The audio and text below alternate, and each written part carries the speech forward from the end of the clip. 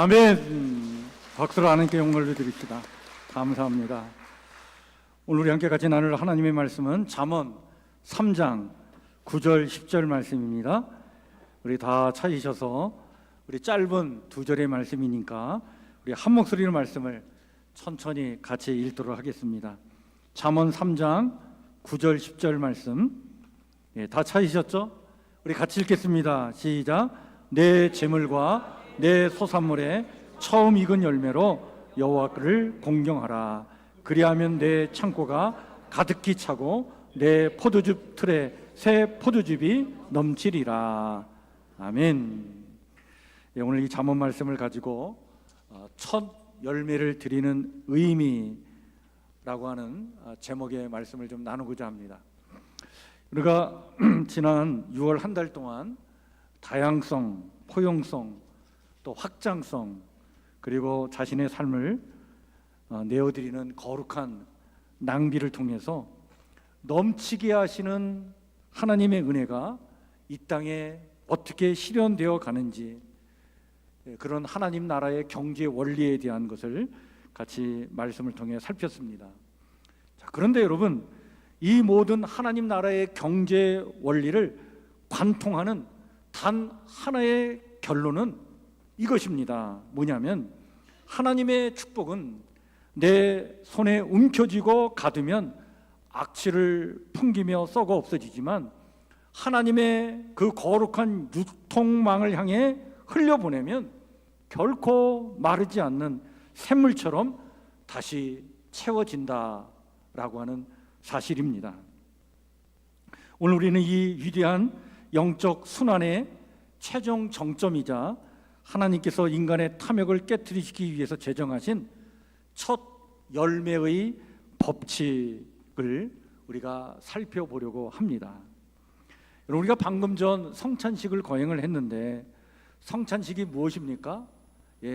다양한 어떤 해석이 있을 수 있지만 여러분, 성찬식은요, 하나님께서 죄로 인해 메마르고 고요서 죽어가던 이 인류를 살리시기 위해 당신의 가장 소중한 첫 열매이자 독생자이신 예수 그리스도를 이 땅에 아낌없이 흘려보내신 사건을 기념해서 그 주님이 우리에게 당신의 피와 살을 다 내어주신 것처럼 그것을 우리가 그 사랑을 마음에 간직하고 그렇게 주님처럼 살기로 다짐하고 결단하는 의식이 성찬식인 줄 믿습니다. 그렇죠. 예수님은 당신의 피와 살을 우리를 위해서 다 내어주셨습니다. 하나님은 당신의 첫 열매 되신 그 주님을 우리에게 내어주신 거예요. 그 사랑과 은혜에 보답하고자 우리는 이 땅에서 어떻게 살아야 할까라고 할 때 오늘 우리가 읽은 잠언 3장 9절 말씀은 우리에게 이렇게 명령하고 있는 겁니다. 뭐라고 합니까? 우리가 다시 한번 읽을까요? 시작. 내 재물과 내 소산에 처음 익은 열매로 여호와를 공경하라. 하나님께서 당신의 첫 열매를 우리에게 주셨고 그로 말미암아 우리에게 구원의 은혜를 베풀어 주셨는데 그 사랑과 은혜에 보답하고자 우리의 첫 열매로 하나님을 공경하라는 거예요. 여러분, 이 맥주 감사 주일에 이 첫 열매를 구별하여 드리는 진짜 의미가 무엇인지, 그리고 우리 인생에 마르지 않는 축복의 통로가 이 첫 열매를 드릴 때 어떻게 나타나는지 오늘 말씀을 통해 깊이 나누기를 원합니다. 여러분, 하나님께서 구약 성서 시대에 이스라엘 백성들에게 지키라고 한 절기는 세 가지였습니다. 유월절, 맥주절, 초막절이었죠. 그 중에 하나가 맥주절인데 이 맥주절을 제정하시면서 처음 익은 열매를 드리라, 첫 열매를 드리라 이렇게 명령하신 데에는요 아주 깊은 역사적 배경이 있습니다. 여러분, 이스라엘 백성은 430년 동안 애굽에서 노예 생활을 하던 사람들이었죠. 여러분, 노예에게는요 내 땅 없어요. 내 소유 없습니다.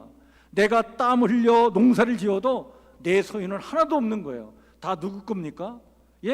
이집트 땅의 왕 파라오의 것이에요. 그렇게 살던 사람들이 하나님의 전적인 은혜로 말미암아 홍해를 건넜습니다. 가나안 땅에 들어갔습니다. 그 땅에 정착하면서 땅을 분배받았습니다. 내 이름으로 된 밭을 얻게 된 거예요. 그래서 땀 흘려 첫 번째 보리 수확을 거두게 된 때가 바로 요 77절 기간입니다. 맥추절이라고도 하죠. 그 첫 보리 수확물을 손에 쥐었을 때 그들의 감격이 얼마나 참 대단했겠는가. 야, 드디어 내 땅에서 내 힘으로 내 소유를 얻었다 라고 하는 이 감격이 울려 퍼졌을 거예요. 근데 바로 그 순간 여러분, 인간의 마음속에는요, 이 내 것, 내 소유라고 하는 생각이 확 강하게 들 때 그 순간 무서운 독버섯이 자라기 시작하죠. 야, 이것은 내 힘으로 얻은 내 것이니까 내가 그냥 저수지처럼 꽉 움켜쥐고 살아가야 되겠다. 이런 마음이 들죠. 이런 마음에 우리가 참 사로잡히면 탐욕의 점령이 됩니다. 탐욕이 우리의 마음을 점령하면 그 다음에 나타나는 게 뭡니까? 불안과 두려움이에요. 내가 움켜쥔 것 잃어버릴까 봐, 이거 누구에게 빼앗길까 봐, 또 이거 가지고 손해볼까 봐, 그거 움켜쥐고 불안과 두려움에 떨고 사는 거예요. 하나님은 이스라엘 백성이 그런 탐욕과 불안과 두려움에 갇혀서 그의 영혼들이 썩어가는 것을 원치 않으셨어요. 그래서 첫 수확을 하자마자 아직 뒤에 거둘 추수의 비중이 훨씬 많이 남아있음에도 불구하고 가장 먼저 그 얻은 첫 열매, 그것을 하나님께 구별하여 바치라 명령하신 거예요. 여기서 우리는 반드시 깨달아 알아야 될 것이 이 첫 열매에 있는 신학적 의미가 뭔지를 우리가 알아야 됩니다. 여러분, 우리가 하나님께 첫 열매를 드린다는 것은 뭘 의미하느냐? 주님, 내 손에 쥔 이 첫 열매뿐만 아니라 앞으로 거둘 모든 수확물과 내 인생의 100% 전체가 다 하나님의 것입니다 라고 하는 그 주권을 인정해드리는 고백의 예물이 첫 예물이에요. 여러분, 우리가 첫 단추를 끼워야 옷 전체가 딱 맞춰지잖아요. 만약 첫 단추를 막 급해가지고 잘못 끼우면 옷 전체가 다 흐트러지죠. 마찬가지입니다.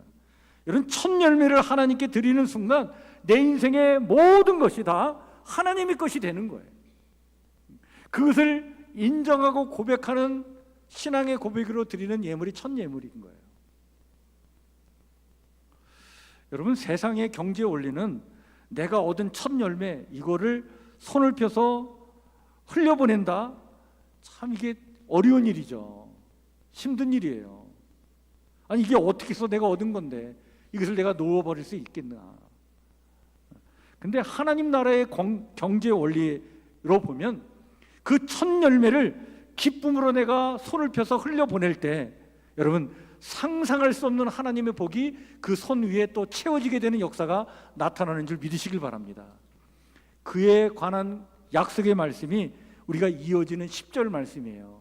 그래서 10절에 뭐라고 얘기합니까? 우리 한번 같이 읽을까요? 시작. 그리하면 내 창고가 가득히 차고 내 포도즙 틀에 새 포도즙이 넘치리라. 여러분, 이것이 하나님의 약속입니다. 내가 내 첫 열매를 아까워해서 움켜쥐면 그게 그냥 내 손바닥 안에 그대로 그냥 있고 내 손만 채워지는 그런 첫 열매이지만, 그러나 그것을 펴서 하나님의 주권을 인정해드리며 하나님의 거룩한 유통망에 그걸 흘려보낼 때 여러분, 온 우주의 주인 되신 하나님께서 우리의 창고를 가득히 채우시고 우리의 포도즙 틀에 새 포도즙이 넘치는 은혜로 함께해 주시는 줄 믿으시길 바랍니다. 이것을 약속해 주고 있는 거예요. 여러분, 이 약속의 말씀 그대로 이 첫 열매의 이 법칙에 순종해서 이 첫 열매를 드릴 때 하나님이 채워주시는 놀라운 역사를 체험한 우리 성도들의 이야기가 우리 교회는 얼마나 많은지 몰라요. 교회 역사에도 이런 이야기가 참 많아요. 여러분, 그 대학생 선교회가 있잖아요. CCC. 예. 그 CCC를 창립하고 한국 복음화 운동을 이끌었던 우리 고 김중건 목사님과 청년들의 간증입니다. 1960년대 초반에 전쟁의 폐허 속에서 한국 교회와 선교 단체들이 그냥 민족 복음화를 위해서 막 힘쓰고 했을 때, 그때 교회가 뭐가 있었겠어요? 선교 단체가 뭐가 있었겠습니까? 재정적으로 너무나 힘들 때였어요. 내일의 선교비를 위하여, 사역자들의 생활비를 위하여 뭔가 뭘 줄 수도 없는 그런 여지에서 그냥 복음의 열정으로 그냥 선교하려고 애를 쓰던 시대였던 거죠. 그때 이 대학생 선교회가 시작이 됐습니다.